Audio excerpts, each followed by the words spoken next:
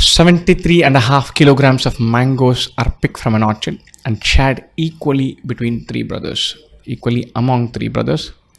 73.5 divided by 3, this is divided into 3 equal parts. Each brother gets an identical part. What will they get? Each one should get 73 1 by 2 by 3. 73 1 by 2 as an improper fraction. 73 into 2 is 146 plus 1 by 2. 147 by 2 by 3. So it's 147 by 2 into 3. We divide this 4 times 9 or 49 by 2 kilograms each. 48 by 2 is 24. So it's 24.5 kilograms.